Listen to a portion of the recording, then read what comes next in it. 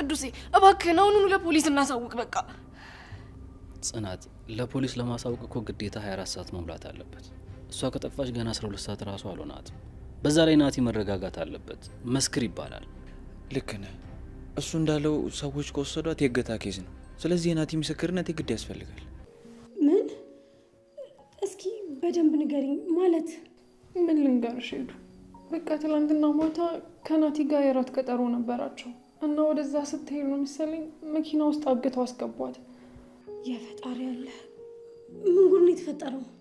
አላቅም ሄዱ። አዎ ቤቲን የጎዷት ስለመሰላችሁ ነው ያሰራችሁ። ሄኖክ ይሄ ወንጀል ሰው ከመጉዳት የዘለለ ሆኗል። አልገባኝም መርማሪ። የቤቴሌም ህይወት አደጋ ላይ ነው። በጣም ከባድ ጉዳት ነው የደረሰባት። ጸልይ ሄኖክ፣ ትሰማኛለህ? በደንብ አድርገህ ጸልይ። የእሷ ህይወት እንዲተርፍ በደንብ አድርገህ ጸልይ። ቆይ እነሱ እስኪደርሱባቸው ድረስ ኒናን የሆነ ነገር ቢያደርጓትስ? እንደዚህ አታስቢ የኔ ፍቅር። ኒና ምንም አትሆንም፣ መገኘቱ አይቀርም። ዝም ብለውም አልወሰዷትም። ኒናን አንድ ነገር ያደርጓታል። እስረኛ አድርጎ ማስቀመጥ ነው ለኔ የሚበጅ። ከለቀኩሽ ምን አይነት ችግር ውስጥ እንደምትገቢ ያውቃለሁ። ስለዚህ አንቺን ለመጠበቅ ያለኝ ብቸኛ አማራጭ ይሄ ነው። ቆይ እሺ፣ እስከ መቼ ነው እስረኛ አድርገህ ልታኖረኝ አሰብከው? አይመስል ነገር ነው። ሲጀምር እሱ ሊገላት እንደሞከረ እኮ ምንም ግልጽ የሆነ ነገር እኮ ነው። እኔ የምልሽ ግን ሀኒ፣ በኪያ ጉዳይ የተፈጠረ ነገር አይመስልሽም? ማለት ከሷ ጋር ምንም የሚያገናኘው ነገር አለ? ያው ሰሞኑን ሄኖክ ኪያን ፍለጋ ሲመላለስ አልነበር? ምናልባት የጸባቸው መነሻ ያ ከሆነ ብዬ ነው። ሰላም ሰላም፣ እንዴት ናችሁ? በያላችሁበት ሰላማችሁ ብዝት ይበልልኝ። የጽና የኪራ አድናቂዎች፣ ኒኖ ታግታለች። እንግዲህ ናቲም ሀዘን ላይ ነው። ያዙ ይልቀቁኝ እያለ ነው። ኒናን ያገታት ማን ይመስላችኋል? እስኪ ገምቱ። ወይስ ልንገራችሁ? እኔ ኒናን በእርግጠኛነት ያገታት ከዛ በፊት ከናቲ ጋር ከመገናኘቷ በፊት ሲደውልላት የነበረው ሰውዬ ነው ማለት ነው። እሷ ደግሞ ለሚስትህ ጥሩ ባል ታማኝ ባል ሆነ ልጅህን አሳድግ፣ ኑሮህን ኖር፣ እኔ ከትላንትና ስራዬ ወጥቼ ባለትዳር ሴት ሆኛለሁ እያለችው ነው። እንዴት ነው አንድ ባለትዳር ወንድ ድሮ ቡና ቤት ሰራ የነበረችን ሴት ለማግኘት መደወል፣ ከዛም አልፎ ተርፎ ማገት በጣም የሚያስነውር ተግባር ነው በእውነት እሷ ላይ እየተፈጸመ ያለው። እንግዲህ ኒና ምንም እንደማትሆን ተስፋ እናደርጋለን። ምንም አይነት ከባድ ጥቃት እንደማያደርሱባት እንግዲህ ምኞታችንም ነው ፍላጎታችንም ነው እንዳያደርሱ። ናቲ አሁን ላይ መረጋጋት አቅቶት በጣም እየተረበሸ ነው። አድነኝ ብላኝ እኔ ግን ላድናት አልቻልኩም፣ ማዳን አልቻልኩም እያለ በዚህ ምክንያት በጣም ነው እንግዲህ እየተጸጸተ ያለው። ትልቅ ጉዳትና ስብራት ደርሶበታል። እሱ ብቻ አይደለም፣ አጠቃላይ የሚያውቋት ሰዎች ሁሉ ተጨንቀዋል። እንግዲህ ጽናትም ሀዘን ውስጥ ናት። በጣም ነው በቃ እሷ ባለመኖሯ የደበራት የከፋት። የቤቷ ድምቀት ነች፣ የቤቷ አሟቂ አድማቂ። ኒና ምግብ ላሰራላቸው ትችላለች፣ የሆነ ጥቅም ነገር ላታስገኝላቸው ትችላለች ለጽናትና ለኪራ። ነገር ግን በጣም ንጹህ ልብ ያላት ሰው ነች። ተንኮል አታቅም፣ ክፋትና ምቀኝነትም አታቅም። ያው ማሳቅ ነው እነሱን የምትፈልገው ማሳቅ። እሷ ከፍቷት እያለ በቃ ሰውን ለማሳቅ ነው ጥረት የምታደርገው። በጣም ቅን የሆነ ልቦና አላት። ነገር ግን ደግሞ በቤተሰብ ተገፍታ የቤተሰብ ፍቅር ሳታገኝ የኖረች ሰው ነች። በዚህም እነ ጽናት ጋር ስትሄድ እነ ጽናት እንግዲህ እንደ ቤተሰብ አድርገው ኪራም ጽናትም በዙሪያዋ ያሉ የጽናት ሰዎችም ፍቅር ሰጥተዋት አክብሮት ሰጥተዋት እየኖረች ነው። ከዛ ስራም እንድትላቀቅ አድርገዋታል። በጣም መልካም ሰዎች ናቸው ለሷ። እንዲሁም እነ ሀኒ እነ ኪዩ ሁሉም በቃ ለሷ እየተጨነቁ ነው ያሉት። በጣም ደስ ይላል የሰው ፍቅር። ምንም ሳትሆን እንድትገኝ እንመኛለን። እንግዲህ ስልክ ቁጥሯን ማሳየት ነው ያለባቸው። ስልክ ቁጥሯን ሰጥተው እንዲመረመር። ከዛ በፊት በሷ ስልክ ማን ሲደውል እንደነበረ ማን ሲያስለቅሳት እንደነበረ ያለውን ነገር ቢናገሩ አሪፍ ነው። አባባ በእውቀቱ አልታዩ። ምናልባት አባባ በእውቀቱ ቢታዩ አሪፍ ነገር ነበረ። ቢያንስ ያለውን ነገር በትንሹም ቢሆን ያውቃሉ። እንደተከፋች የሚደውልላት ሰው እንደነበረ ይሄንን ማንም ሰው አያውቅም። ነገር ግን ስታወራ ስልክ አባባ በእውቀቱ ጎን ነበረች። አባባ በእውቀቱ የሚቻላቸውን ምክር ለግሰው አጽናንተዋት ነበር በጊዜው። ስለዚህ ከዚህ አንጻር አባባ በእውቀቱ ቢኖሩና ቃላቸውን ቢሰጡ ቢያንስ ድካማቸው ይቀል ነበር። የነ ኪራ እንግዲህ አጋች የተባለው ሰውዬ ደውሎ ምን እንዳላቸው ገና አልታወቀም።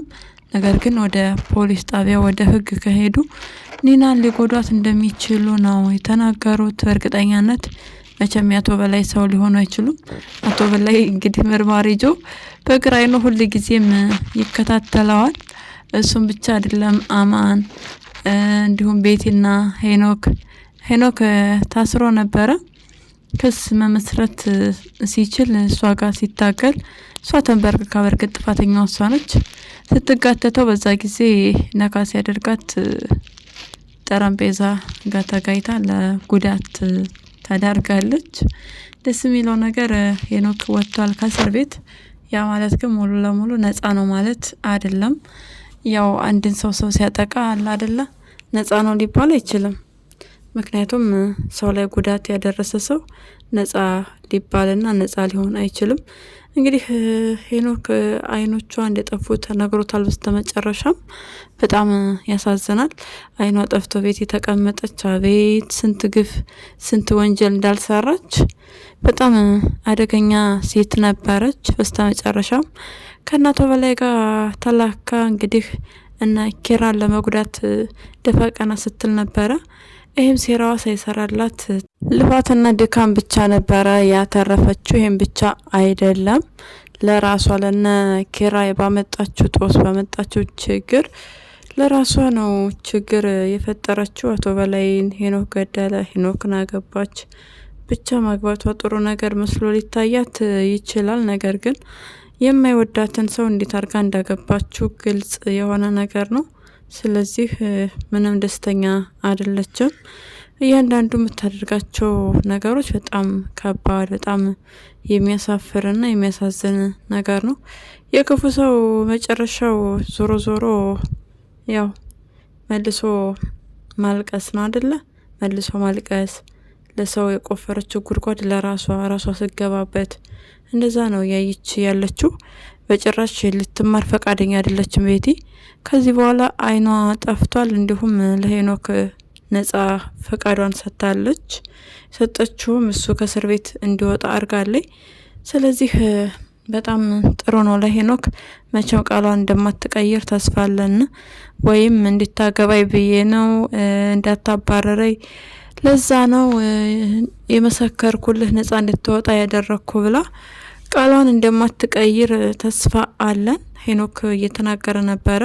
በራሷ ነው ተጋይታ የጉዳት የደረሰባት እኔ ምንም አላረኩም እያለ ነበር። እንግዲህ እሷ ከተናገረችው ነገር ጋር ተመሳሳይ ከሆነ ቢያንስ መርማሪ ጆ ሊያግዘው ይችላል በትንሹም ቢሆን። ነገር ግን ከዚህ በኋላ ጉዳቷ ከደረሰ ያው ጉዳቷ ከከፋ ዞሮ ወደ እሱ ማላከኳ የማይቀር ነገር ነው። በአንድ ራስ ሁለት ምላስ አይደል የሆነችው። እንዴት ነው ሰው አብሮ የሚኖረውን ሰው በጨለማ ሄዶ መፈንከት? እንዴት ሳትፈራም ሴት ልጅ አይደለች? እንዲህ በጫካ ውስጥ ምን ያመላልሳታል? በጣም የምትገርም ሴት ነች። ከዛም አልፎ ተርፎ ዱላው ቤት መመለሱ በጣም ትገርማለች አይደለ?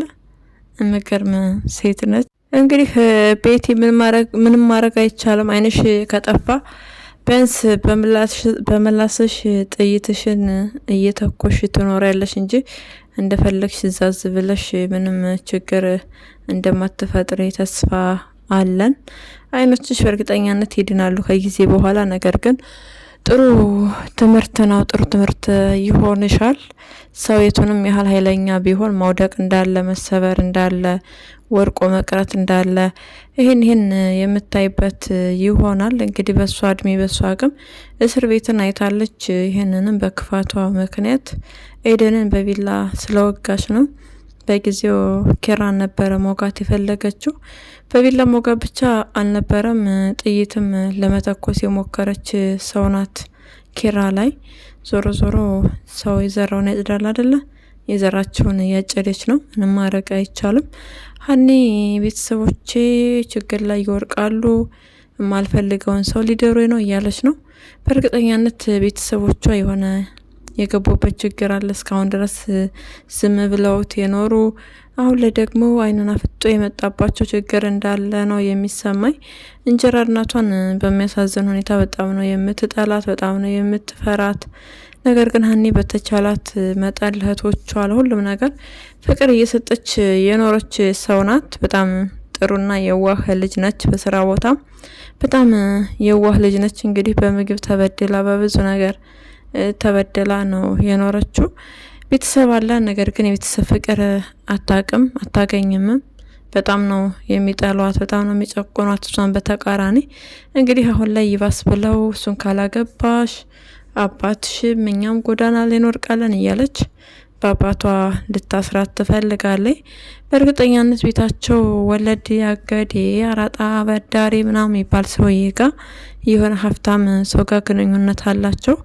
እዳ መክፈል አቅቷቸው እንግዲህ እሷን ሊሰጡ እዳቸውን ሊያሰርዙ አይነት ነገር እንደሆነ ነው የምንገምተው። ደስ የሚለው ነገር በጊዜና በሰዓቱ መርማሪ ጆን ተዋውቃለች። መርማሪ ጆን ስለተዋወቀች በአንድም በሌላም በምንም በኩል ያግዛታል። እሱ ለህዝብ መከታ ነው አይደለ? እንኳን ሀና ያ ማለት ስታጠፋ ዝም ይላታል ማለት አይደለም። ወደ እስር ቤት ነው የሚወረውራት። ምክንያቱም ህግን እንዲታከብር ስለሚፈልግ። ሀኒ ለኤዱ ነግራታለች። እውነታው መርማሪ ጆን አፈቅረዋለሁ፣ እሱን ነው ማግባት ከቻልኩኝ የማገባው፣ ከዛ ውጭ ማግባት አልፈልግም ብላ ተናግራለች። በጣም ደስ ይላል። የኪራ እህት እንደሆነች ብዙዎቻችን ግምትና ሀሳብ ነው። ይሄ ነገር መቼ ነው እንዴት ነው የሚወጣው? ሀኒ ተጎርታ ካለቀች በኋላ ነው ወይ? በጣም ያሳስበናል። ስለዚህ ኪራ ወንድሟ እንደሆነ እንድታሳውቁልን በትህትና እንጠይቃለን። እንግዲህ ኤደን እንደዛ ስትነግራት ኤደን ከፈለግሽ ሳቂቤ ከፈለግሽ ሙዳዥብኝ ነገር ግን እወደዋለሁ ብላ ነግራታለች። ምን ያህል ውስጧ እንደተጎዳ ነው የሚያሳየው። ስለዚህ ከዚህ በኋላ ውስጧ በጭራሽ ሊጎዳ አይችልም። ከዚህ በላይ ይበቃታል። ብዙ ጊዜ የተጎዳች ልጅ ናት። እንዲሁም ኤዱ የጓደኝነት ኃላፊነቷን ተወጥታለች። በጣም ደስ የሚል ነገር ነው ያደረገችው። መርማሪ ጆን አጌታ ሀና እንደምትወደው ችግር ላይ እንዳለች እሱን ተናግራለች። መርማሪ ጆም እንዴት አያችሁት? ለስለላ ብቻ ነው የሚፈልጋት ወይስ ልቡም ጠብ እርግፍ አድርገዋለች? በቃ መርማሪ እኮ ትንሽ ኮስተር ቆፍጠን ያለ ነው አይደለ? ቢያፈቅር ራሱ ፍቅሩን አያሳይም። ጠበቃ ዮሴፍን ደግሞ ተመልከቱ። በቃ በየመንገዱ ማልቀስ እኮ ነው የቀረው። ጭንቅላቱን ይዞ የኪያ ፍቅር አሳበደኝ። በቃ ብዙ ብቻ ልዩነት አላቸው።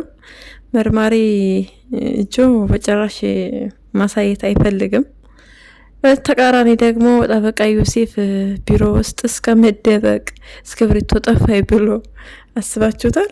እስክብሪቶ ጠፋይ፣ ከዛ ደግሞ እስክብሪቶ የለም የወጣች መስሎት ተመስገን ሄደች ማለት። ወይኔ ይሄን ያህል ነው እንዴ ግን ያፈቀርካት? እና ምን ልላችሁ ፈልጌ ነው፣ ጠበቃ ዮሴፍ ስራውን መስራት ሁሉ አቅቶት ነበረ። ራሱ ጋር ለመደባደብ ምንም አልቀረው፣ ግን ኪዩ እኮ ዱላ መስጠት ነበረብሽ። ለቀኝ ለግራው ዱላ አስቀምጠሽለት ብትወጪ ጥሩ ነበረ። ራሱ ጋር ለመደባደብ ምንም አልቀረው፣ ትንቅንቅ ውስጥ ነበረ ከራሱ ጋር። በተቃራኒ እንደነገርኳችሁ መርማሪ ጆ ደግሞ በጭራሽ ማሳየት ማስነቃት አልፈለገም። ነገር ግን ከዚህ በኋላ በቃ ኤደን ስለነገረችው በተጽዕኖም ቢሆን ያፈቅራታል ብለን እንገምታለን፣ እንዲሁም እንመኛለን። በሌላ በኩል ኪያ ደግሞ የሄኖክ ነገር ፍዝዝ ድንግዝ አርጓታል። ተረጋጊ ኪዩ ተረጋጊ፣ ሄኖክ ላንቺ ባል ሊሆንሽ አይችልም ከዚህ በኋላ ተጸጽቷል። ጥሩ ነው፣ ነገር ግን ደግሞ ወንጀለኛ ነው። ወንጀለኛ ስለሆነ ለሱ ልታስቢ አይገባም። ቤቲም እንደፈለገች ትሆን፣ አንቺ ማሰብ ያለብሽ ለራስሽ ብቻ እንጂ ስለ ትላንትና ሪሌሽንሽፕ ስለነበረች ሰውዬ አይደለም ልታስቢ የሚገባው። እሱ ትቶሽ ሄዶ ሌላ አዲስ ህይወት ጀምሯል። የጀመረው አዲስ ህይወት ምናልባት መልካምና ጥሩ ቢሆን ኖሮ አንቺን ቸክም አያደርግሽ ነበር። ስለዚህ አርፈሽ ኑሮሽን ብትኖሪ ጠበቃ ዮሴፍን ብትቀበይ መልካም ነው የምንለው። ጽዬ በጣም ተጨንቃለች። አንደኛ በህሊና፣ ሁለተኛ በኒና። አስቡት፣ ህሊና እንግዲህ ጠፍታለች። ደውላላት አታውቅም ነበረ። የቤቷን አድራሻ ተላከልን፣ የቤት አድራሻ ጠይቂያት ብሎ ነበረ ኪራ ትንሽ ቅር ብሎታል። አሁን ላይ ጥሩ ነው፣ ደስ ይላል። በዙ ቀጥልበት ኪራይ። ግራ ቀኙን ማሰብ መቻል አለብህ። ቢያንስ ከጽናት የተሻለ ሰው ሆነህ ራሳችሁን ለመታደግ ሞክሩ። አንደኛ ስልክ ቁጥር እየቀያየረች ነው። ሁለተኛ ነገር ደግሞ ከጓደኛዬ ጋር ልሄድ ነው ብላት ነበረ። የምትናገራቸውን ንግግሮችን ይጋጫሉ እርስ በርስ። እንዲሁም ወደ ህግ መሄድ አትፈልግም። እንዴት ነው ታዲያ ጽናት እኔና አባሌ ሊጎዱት ይችላሉ እነዚህ ሰዎች ብላ ልታስብ ያልቻለችው? ለራሳቸው መጠንቀቅ ነበረባቸው። ህሊናን እዛ ቤት ሲያስመልጧት ቢያዙ ቢታዩ። ስለዚህ ጽናት ብታስብ መልካም ነገር ነበረ። ነገር ግን እንደነገረቻት የእውነት በጣም ስላሳዘነቻት እሷን ማውጣትና ማውጣቷን ነው እንጂ ከጀርባ ሰዎች ውስጥ ምን ጉዳት ሊያደርሱብን ይችላል የሚለውን ነገር ማሰብ አልቻለችም። ነገር ግን ልጅቷ በአባቷ ታግታ ወይም በአቶ አማን በተባለ ሰውዬ እየተጠበቀች ትገኛለች። እንዳትወጣ ለማውጣት አስቡት። የሰው ላይ በቃ የሆነ ደስ የማይል ነገር ለማድረግ፣ ሰውን ለማጥቃት፣ ሰውን ለመጉዳት የሰው እጅ እስከ መንከስ ድረስ ይሄን ያህል ነው ትግሏ። ስትፈልግ ደግሞ አማንን በደካማ ጎኑ ገብታ ለፍቅር እንደምትፈልገው አይነት ሰው ታሳየዋለች፣ ለማታለል ትሞክራለች። ስለዚህ ኪራ መንቃት መቻል አለብህ።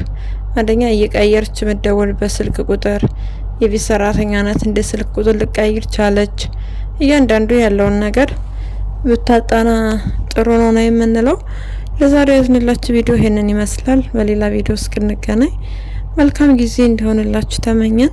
ለቻናላችን አዲስ ከሆናችሁ ሰብስክራይብ፣ ላይክ እንዲሁም ሸር በማድረግ ቤተሰብ ሆኑ። ሀሳብና አስተያየታችሁን ኮሜንት ላይ ጻፉልን። እናመሰግናለን።